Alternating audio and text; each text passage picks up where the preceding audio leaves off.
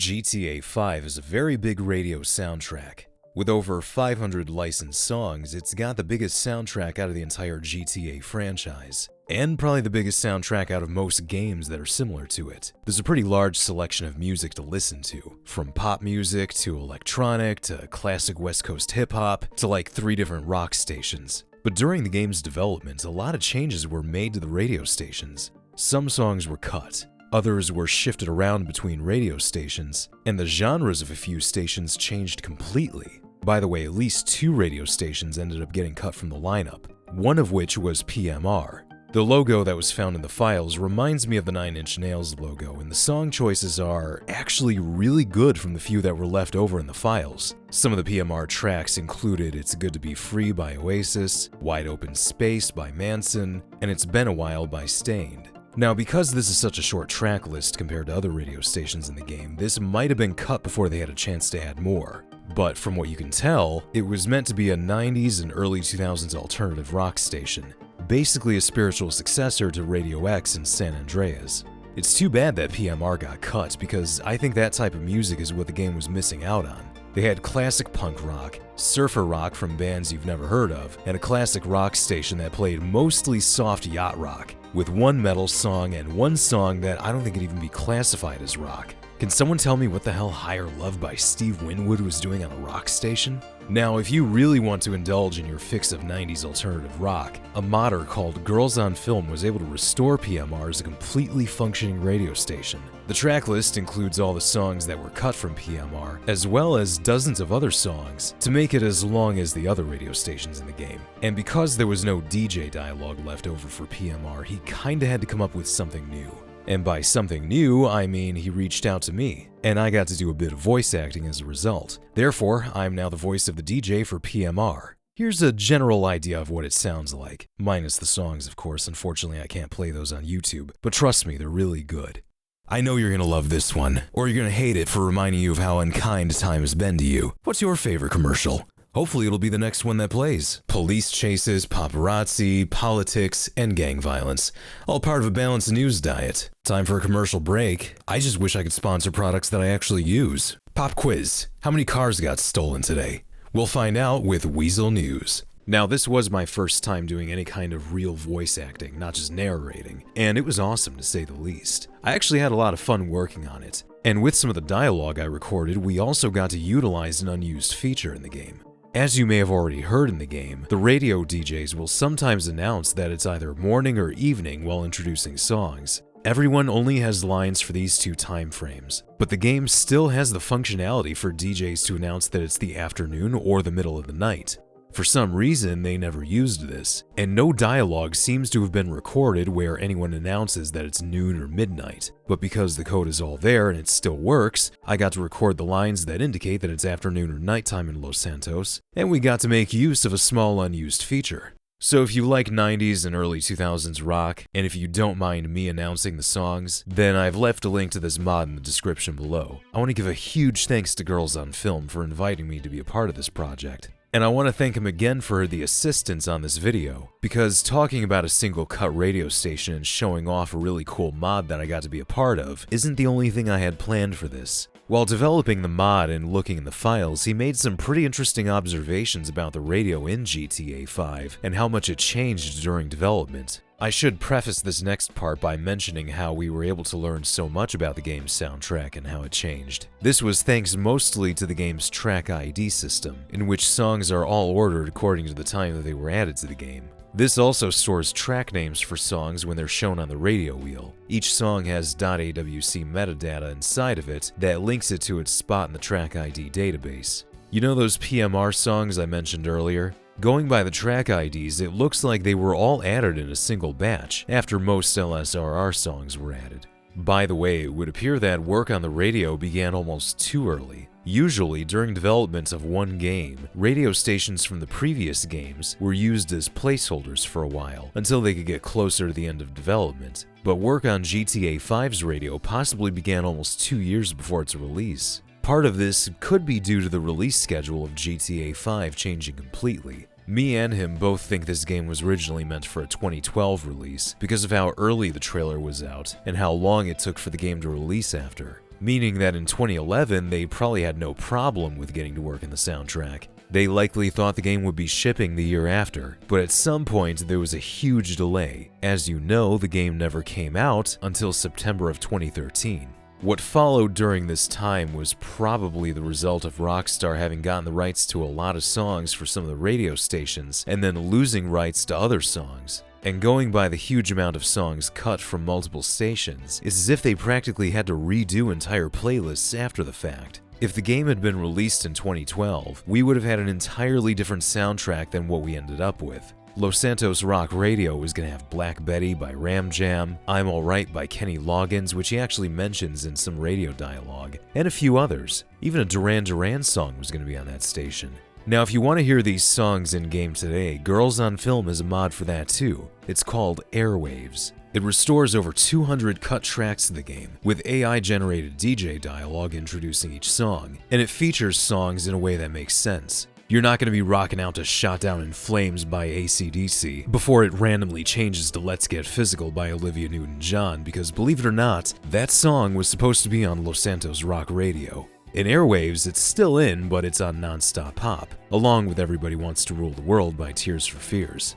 But anyway, I think we can assume that by the time these tracks were removed, it was still closer to the final build, because on the leaked earlier build found on a PS3 dev kit, which believe it or not was discovered by a 14-year-old and was summarily confiscated by Take-Two's lawyers, because of course they got wind of this happening and they could not allow this to exist, Los Santos Rock Radio was almost hilariously disjointed. It had a lot of great music, don't get me wrong, but half of it felt like it was in the wrong place. As I mentioned before, somehow Let's Get Physical was on it, so was You Oughta Know by Alanis Morissette, great song by the way, and The Real Thing by Faith No More, also a great song. Now, Girls on Film added You Oughta Know to his PMR mod because it's a really good fit for that type of radio station. Now, he also added The Real Thing by Faith No More, which would really fit well on what was basically meant to be the spiritual successor to Radio X, but instead, according to the TrackID, it was added a long time before PMR was even a thing. It looks like at some point, Rockstar decided to come up with new radio stations to split the load of songs.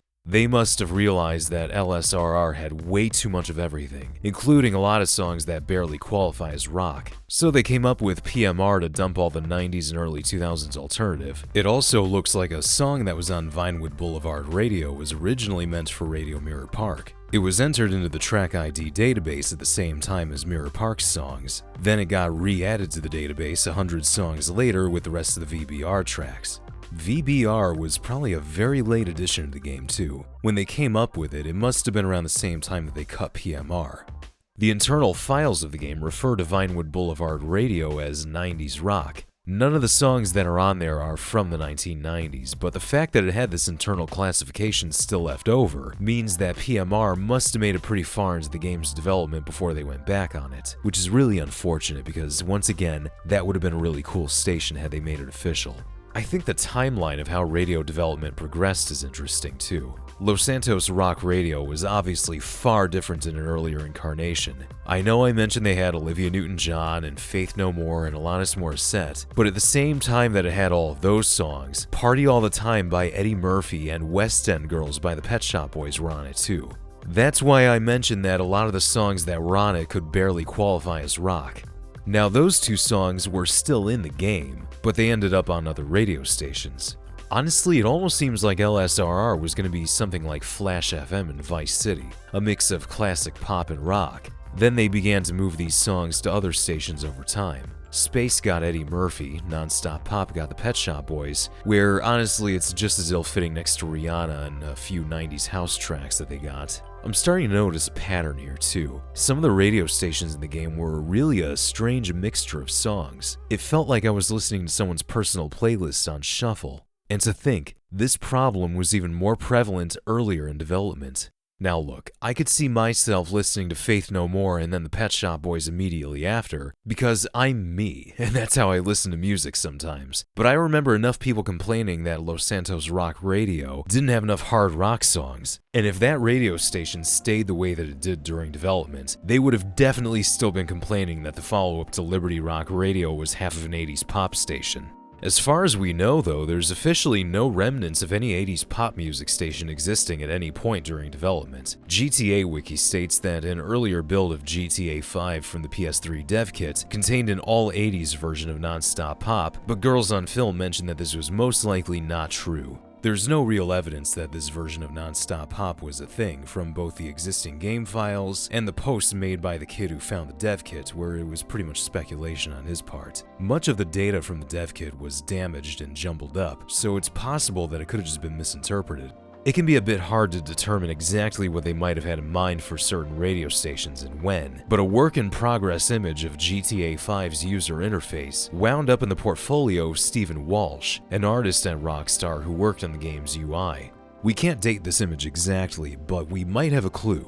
According to the bug log that got leaked with the first edition of the game that shipped, the radio wheel was added around August of 2012, so it's more than likely from late 2012 or early 2013. Pretty much every radio station that's still in the final game maintains the same spot that it had in the radio wheel, which is determined by the slot within the files. But here's where some of the differences come in as well. In Vinewood Boulevard radio's slot, there's a raised fist symbol against a star. This is possibly an early logo for PMR, which appears to be a nod to Rage Against the Machine, whose music would have fit on PMR, especially with how they previously had a song on Radio X. But instead, they wound up making PMR look like Nine Inch Nails, whose music also could have fit on PMR. Radio Los Santos had a different logo as well. In WCTR's slot, there was originally another rock station with a generic temporary name. Considering how Channel X, Radio Mirror Park, and what's likely PMR were already present, maybe this was an early version of Vinewood Boulevard Radio. Oh, and there's another radio station that's entirely gone. Its slot in the files never even got replaced with anything. The SFX folder in Open4 shows the internal names of radio stations, each starting with radio and a number going from 1 through 18. Only thing is, there's no number 10.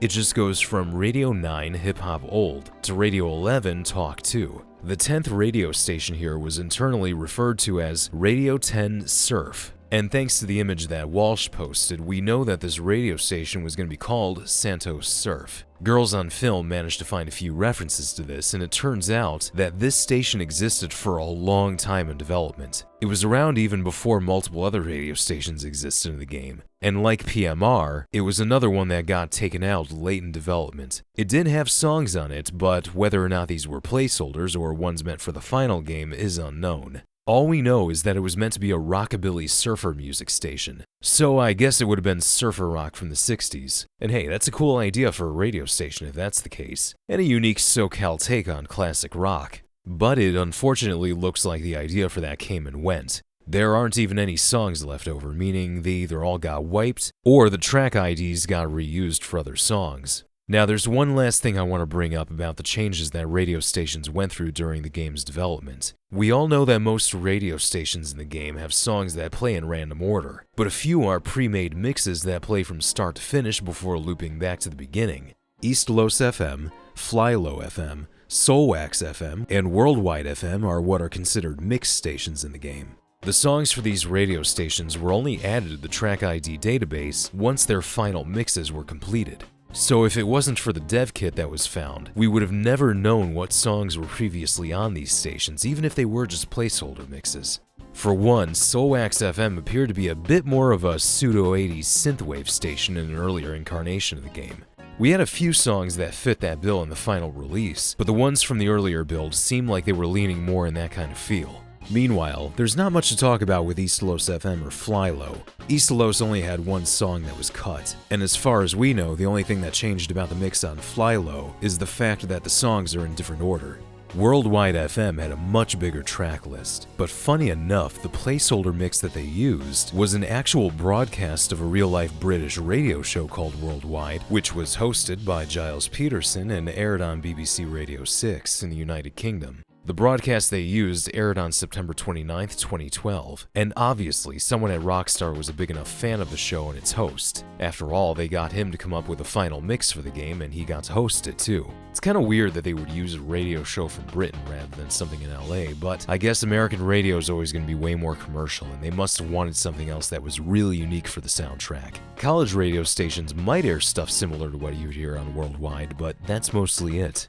Clearly, a lot of work goes into coming up up with radio content in GTA, but with GTA 5 and what we've learned about the game during its development, sometimes there are so many changes made during development that what they first envisioned as a possible soundtrack and radio lineup to begin with doesn't always pan out the way that they hoped. I wouldn't be surprised if GTA 4 and other games went through something similar, and we just don't know about it because there isn't as much left in the files of the previous games as there was with 5, and that leaked dev kit build certainly helped. I want to give a big thanks again to Girls on Film for helping me with this, and for inviting me to be a part of his PMR mod. If you want to listen to a brand new radio station in GTA 5 that has 90s alternative rock, and if you don't mind listening to me interjecting my 2 cents between songs every so often, download it today. He also worked really hard on Airwaves, so give that one a look too, especially if you want to listen to the soundtrack that got cut from the game. The link to both of these mods is in the description below. Let me know what your thoughts are on all of this, and thank you for watching.